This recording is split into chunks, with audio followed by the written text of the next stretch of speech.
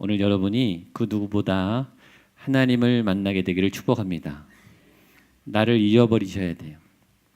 내 기도 제목, 내가 매달렸던 어떤 중요한 일들이 다 놓아져야 돼요. 그게 하나님을 만나는 것보다 크지 않습니다. 가끔 제가 과거를 돌이켜보다가 그때 그 기도 제목이 안 이루어졌던 게 감사하다, 그런 생각을 할 때가 있어요. 그때는 그게 너무 중요했고 그거 안 이루어져서 하나님한테 제가 삐지고 막 화내고, 하나님 이러시기냐고, 저도 막 시험에 들고 그랬는데 지금 보면 그게 안 이루어지는 게 다행이에요. 그런 게 있습니다. 저는 어떤 기도 제목은요, 안 이루어지는 게 은혜예요. 그 당시는 힘드세요. 여러분의 생각이 옳겠습니까? 하나님의 생각이 옳겠어요? 내 생각을 이루고 관철시키고 드러내는 게 신앙이 아니고, 신앙은 내 생각과 내 삶의 방향이 하나님께 와서 조정이 되고 조율이 돼서 새로운 길, 새로운 방법, 새로운 생각, 새로운 마음, 하나님의 걸 갖고 돌아가는 게 신앙이에요. 저는 여러분들이 그렇게 신앙생활하게 되기를 축복합니다. 그래야 변화가 되죠. 내가 성장하죠. 내가 발전하고 내 안에 하나님의 자리가 점점 커지고, 그래야 내가 하나님의 사람이 되고 하나님의 인격이 되죠. 5년이 가고 10년이 가도 나는 하나도 안 바뀌고 내 기도 제목은 똑같고 고집은 계속 부리고, 언제까지 해주시나 보자. 그게 신앙이 아니에요. 신앙은 하나님 안에서 자꾸 바뀌어가는데 건강하게 바뀌어가는 거예요. 오늘 이곳에서 여러분들이 여러분을 잊어버리시고 하나님에게 푹 빠지시고 하나님만 바라보시고 하나님을 통해서 건강하게, 평안하게, 예쁘게, 멋있게, 행복하게 변화되기를 주님의 이름으로 축복합니다. 갈라디아서가 2장 남았습니다. 이제 9월부터는 여호수아서를 한다고 했습니다. 5장, 6장 이 마무리인데 오늘 굉장히 중요한 장입니다. 갈라디아서는 제가 첫날 얘기했죠. 믿음으로 인한 의로운 삶, 복음으로 인한 자유로운 삶, 이게 주제라고 했습니다. 한번 따라하시죠. 믿음으로 인한 의로운 삶, 복음으로 인한 자유로운 삶. 믿음, 의로움, 복음, 자유, 이게 핵심이에요. 그 중에서도 믿음과 자유, 이게 핵심이에요. 그래서 전반부는 믿음에 대한 얘기를 많이 했어요. 믿음. 근데 지난주부터 우리 부목사님들 설교했지만 자유에 대한 얘기가 나와요. 자유.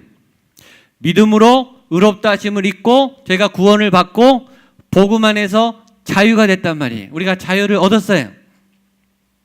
그러면 그 자유를 얻은 다음에, 구원 받은 다음에, 교회 나온 다음에, 천국 간 다음에 어떻게 사느냐? 그거를 우리가 공부를 안 하고 구원 받는 데만 목적이 있고 교회 출석하는 데만 목적이 있고 그 다음에 어떻게 살아야 되는지 배우지를 않았어요. 근데 그때 중요한 게 자유이고, 그 자유로운 삶을 건강하게 살기 위해서 꼭 필요한 도우미가 성령님이에요. 그래서 오늘 성령님이 포인트예요. 자유로운, 여러분들의 복음 이후에 건강한 크리스찬으로 살아가기 위해서 그 자유로운 삶을 위해서 성령님이 필요한 거예요. 1994년에 개봉한 쇼생크 탈출이라는 영화가 있습니다. 아마 많은 분들이 보셨을 거예요. 포스터를 제가 갖고 왔습니다. 기억나시죠? 네. 저분이 이제 탈출을 해가지고 감옥에서 자유의 공기를 쐬면서 비가 억수로 쏟아지는데, 와, 이 쇼생크 탈출의 주제가 자유입니다. 자유.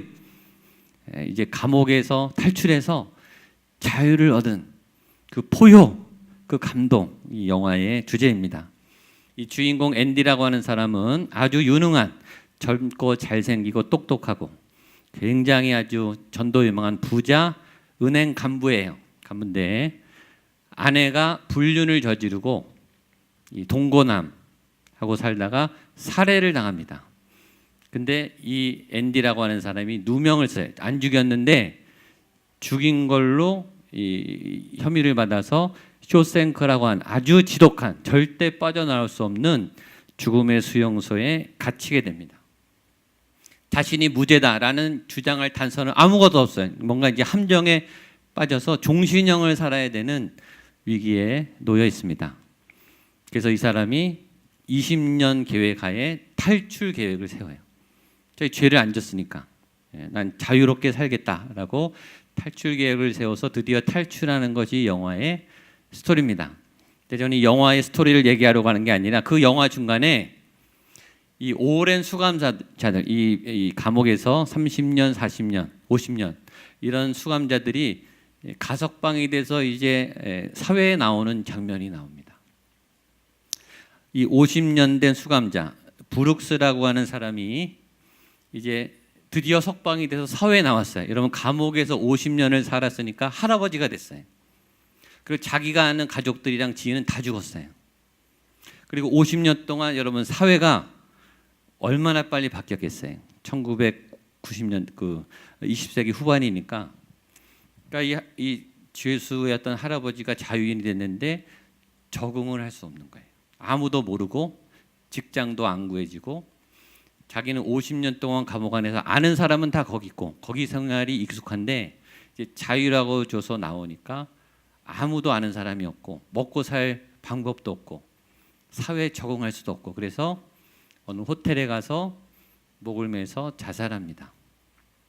근데 거기에 그 사람만 간 게 아니라 그 전에 수감대에서 자유롭게 나왔던 사람들이 거기 다 이름이 자기가 이름을 써놨어요. 그리고 다 죽은 거예요. 참 아이러니죠. 그렇죠? 그렇게 원했던 자유, 그렇게 원했던 감옥을 벗어나는 삶을 얻었는데 정작 그 자유를 얻은 그 사람들이 죽음을 선택해요. 왜냐? 감옥 안에 길들여졌기 때문이죠. 그런데 이 앤디라고 하는 주인공은 달라요. 그 호텔에 안 갑니다. 그리고 20년 동안 탈출 계획을 세우고 어떻게 살지를 잘 계획해서 아주 아름다운 섬에 재산을 마련해놓고 멋지게 살아요. 그게 달라요. 여러분, 이것이 우리의 그리스도인의 모습 중에 하나예요. 우리가 이미 죄로부터 벗어났고 구원받았고 죄와 사망의 권세가 다시는 우리를 해치지 못하는 자유인이 되었어요. 구원받았어요. 천국과 영생의 삶을 얻었어요. 그런데 우리가 자유를 얻었는데 죄를 안 짓고 살아본 적이 없어요. 누구도 알려주지 않았어요. 죄 안 짓고 이렇게 살아야 된다. 우리가 이때까지 한 경험은 죄 짓고 산 경험밖에 없어요. 그리고 내가 접한 세상은 다 죄인들이고 죄를 짓고 있고 세상은 죄가 가득해요. 그러니까 이 자유인이 적응을 못하는 거예요. 그리고 뭘 하죠? 죄를 져요. 지난주에 죄 안 져보신 분, 죄를 짓는 거예요. 적응장애. 마치 출애굽을 했던 이스라엘 사람들이 그 자유를 누리지 못하고 야, 이것보다는 다시 애굽에 가서 감옥에 가서 노예 생활을 하는 게 낫겠다. 밥은 먹지 않냐? 압제는 당하지만 굶어 죽지 않지 않냐? 다시 노예로 가자. 그거랑 똑같은 거예요. 저의 삶과 여러분의 삶이 죄가 계속 반복되는, 구원받았음에도 이렇게 얽매이는 거예요. 근데 바울이 말하는 거예요. 아닙니다. 자유인들이여 자유롭게 사십시오. 여러분들은 자유인입니다. 다시 돌아가시면 안 됩니다. 생명이 있는 사람으로 사십시오. 그 쇼생크 탈출 영화에 이런 명대사가 있어서 제가 적어왔습니다. 같이 한번 읽어보시죠. 시작. 새장 안에 갇혀서 살 수 없는 새들이 있다. 그러기엔 그 깃털이 너무 찬란하다. 이거죠. 감옥 안에 살기엔 여러분의 삶은 너무 찬란해요. 여러분의 인생이 아깝죠. 그렇죠? 여러분이 아니면 여러분의 자녀를 생각해보세요. 여러분의 자녀들이 작은 감옥 안에서 평생 울면서 끌려다니면서 고통하면서 죄 가운데 짓눌려 사는 걸 어떤 부모가 원합니까? 그 생활이 다인 줄 알고 거기 살겠다고 하는 자녀를 가만히 둘 부모가 어디 있어요? 끄집어내야죠. 죄를 짓고 살기엔 저와 여러분이 너무 아름다워요. 너무 가치로워요. 죄에 갇혀서 살기엔 너무 아까워요. 그렇지 않습니까? 그걸 바울이 너무 안타까운 마음으로 예수님의 마음을 담아서 그렇게 살지 않아도 됩니다. 여러분, 자유입니다. 이렇게 말하는 거예요.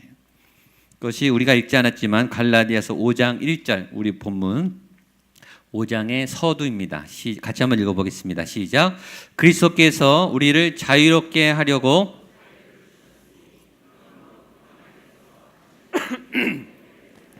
아멘. 이게 선언이에요. 예수님이 여러분들에게 자유를 주셨습니다. 여러분들은 자유인입니다. 한번 따라하세요. 주님이 나에게 자유를 주셨습니다. 나는 자유인입니다. 나는 자유합니다. 아멘. 분명히 믿으세요. 죄로부터 벗어났습니다. 자유인이에요. 근데 세상에 많은 사람들은 아직도 갇혀 있어요. 교회 다니는 사람들도 갇혀 있어요. 감옥만 감옥이 아니라 수많은 갇힘이 있어요. 수많은 매임이 있어요. 인류의 역사는 매임의 역사예요. 어디 결정하면 묶여요. 소속되면 계약하고 약속하면 매여요. 말에 매여. 말을 뱉어놓으면 매여요. 나는 못생겼어. 그럼 못생겨져요. 나는 못할 것 같아. 못해요. 그 말이요 뱅뱅 돌아요. 말이 막 살아서 역사예요. 나를 지배해요. 너는 그렇게 살게 될 거야. 그렇게 살죠. 그 말이 우리를 가둬놓습니다. 상처를 받으면 상처 안에 갇혀요. 감옥이 얼마나 많은지 몰라요. 자꾸 우리를 가둬놓습니다. 목회자들이 사역하고 싶은 것 중에 하나가 방송 설교예요. 방송은 전국으로 전 세계로 나가기 때문에 방송 설교를 원하시는 목회자들이 꽤 많습니다. 저도 전에 방송 설교하는 분들이 참 부러웠어요. 근데 아무나 그걸 시켜주나요? 근데 CGN TV에서 저에게 그 큐티 촬영하라고 이제 제안이 왔습니다. 그래서 하고 싶었으니까 한다 그랬죠. 일주일치를 한 번에 녹화합니다. 20분 메시지를 전하는데 일주일치를 해야 돼요. 그러니까 일주일치 7번의 설교를 미리 준비해야겠죠, 그렇죠? 그리고 다 외워야 돼요. 보고 하면 안 되고, 그다음에 옷도 7개를 가져가서 갈아입으면서 해야 되고, 화장하고 이렇게 카메라 보면서, 성도는 없어요. 카메라 보면서 성도님이 있는 것처럼 연기를 하면서 설교를 해야 되죠. 제일 무서운 게 뭐냐면 거기 PD가 옆에 앉아 있어요. 카메라 앞에. 하다가 제가 말이 엉키든지 뭐가 이렇게 잘 안 되면 바로 컷! 다시 목사님 NG입니다. 다시 하세요. 그게 제일 무서워요. 그래서 한 번 가면은 20분짜리 7개 설교하는데 한 3, 4시간씩 걸립니다. 진이 빠져요. 가기 전부터 준비해야 되고 가서 초긴장하면서 찍어야 되고 그걸 5년을 했어요. 5년을. 제가 원했고 좋아서 했는데요. 매이더라고요. 매예요. 다른 스케줄 조정해야 되고. 결혼 안 하면은 혼자서 자유로운데 외롭습니다. 결혼하면 가족들에게 매이죠. 가고 싶은 학교 가요. 학교에 매입니다. 누구나 다 부러워하는 직장, 진급, 직분이 매입니다. 종교를 결정하면 그 종교 안에 갇혀요. 우리는 수많은 매임과 갇힘 속에 삽니다. 오늘 바울이 말하는 거예요. 그렇지 않습니다. 여러분들은 자유입니다. 여러분들에게는 그리스도께서 자유를 주셨습니다. 자유인답게 사십시오. 그러면서 오늘 본문에 그 자유에 대한 역설을 말합니다. 13절입니다. 시작. 형제들아 너희가 자유를 위하여 부르심을 입었으나 육체의 기회를 삼지 말고 오직 성령 사랑으로 서로 종노릇하라. 아멘. 제가 보니까 자유함을 얻고 구원받은 사람의 두 가지 증상이 나타나요. 두 부류가 있어요. 어떤 분은 자유를 얻고 죄사함을 얻은 다음에 마음껏 죄를 지세요. 왜냐? 또 용서받을 거니까. 내가 이때까지 지은 모든 죄도 용서받았고 앞으로도 지을 죄도 용서받았다고 하니까 갈등 없이 죄를 져요. 그리고 기도해요. 아니, 죄송하지만 이 죄 좀 지을게 해주세요. 허락해 주세요. 그리고 회개기도 빨리 하죠. 하나님 죄송해요. 용서받을 걸 알고. 큰일 납니다. 믿음이 없는 겁니다. 그래서 죄를 사해 준 게 아니에요. 아주 기독교에 대해서 대단하게 착각한 분이에요. 두 번째 분은 죄를 안 지려고 노력을 하죠. 너무 감사해서. 그리스도 안에서 법대로 살려고 노력을 합니다. 바울이 말해 그 자유를 너희가 얻었는데 그 자유로 육체의 기회를 삼지 말고. 왜 안 되냐면 죄인이었다가 이제 예수님의 피로 깨끗함을 얻어서 의인이 됐는데 죄를 지면 어떻게 되겠어요? 죄인이 또 되는 거죠. 여러분, 죄는 지는 순간 죄인이 되는 거예요. 죄인이에요. 너에게 주어진 그 귀한 자유는 너가 죄를 짓는 순간 죄의 종이 되어버린다. 지지난주 얘기했습니다. 여러분, 구원은 쉽게 얻었지만 왜 쉬우냐? 쉬워서 쉬운 게 아니고 어려운데 예수님이 쉽게 해줬다 그랬어요. 그 어려운 걸 예수님이 해줘서 쉽게 해줘서 쉽게 믿는 거예요. 그러니까 구원과 자유를 우습게 여기면 큰일 나요. 근데 우리가 그거를 소홀히 여겨 죄를 지어버리면 바로 죄의 노예가 돼요. 그 말하는 거예요. 그렇게 힘들게 얻은 자유를 죄를 져서 또 죄인이 되지 말고 그럼 어떻게 하는가? 사랑으로 종노로 되라. 사랑의 종이 되라 라고 말하는 거예요. 너희가 자유인데 그 자유로 사랑의 종이 되라. 왜냐하면 죄는요, 죄를 지면은 죄가 덮치고 내가 수동태가 돼요. 무조건 내가 죄인 안 할래요. 그런다고 죄인 안 된 게 아니라 무조건 죄인이 되죠. 죄가 덮치고 죄의 눌림을 받아요. 죄의 감옥에 갇혀요.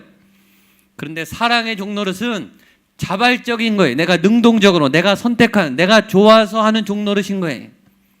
사랑은 그런 거죠. 사랑은 좋아서 내가 노예가 되고 포로가 되는 거예요. 사랑하면 바보가 돼요.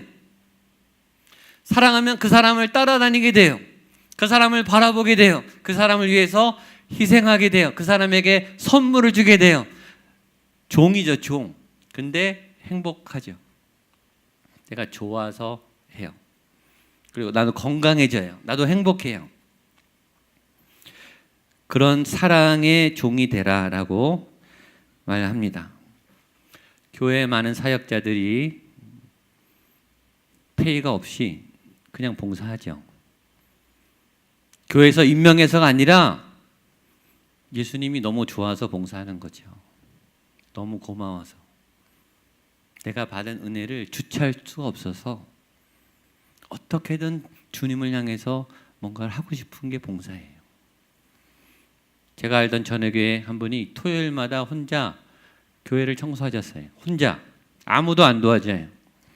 근데 그분은 본인이 너무 행복하게 예수님을 만난 은혜가 너무 기뻐서 뭔가 하고 싶어서 그냥 교회에서 청소를 시작했어요. 그분이 회사가 3개나 있어요.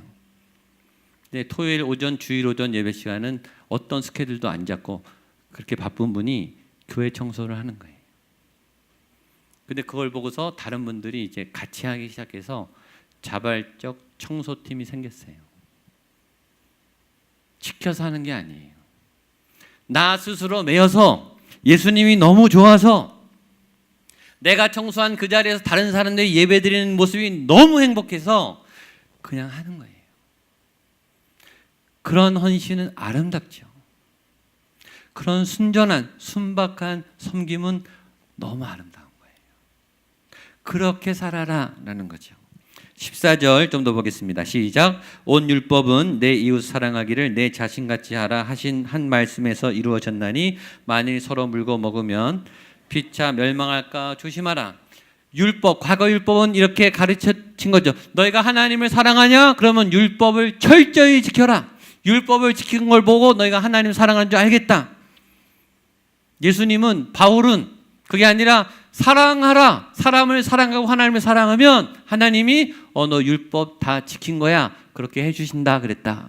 그러니까 사랑을 먼저 하라는 거예요. 이게 교회뿐만 아니라 모든 전문가들이 다 하는 말이에요. 그 일을 잘하고 싶으면, 전문가가 되고 싶으면 그 일을 좋아하면 돼요. 잘하는 사람이 못 당해요. 좋아하는 사람, 사랑하는 걸 못 당해요.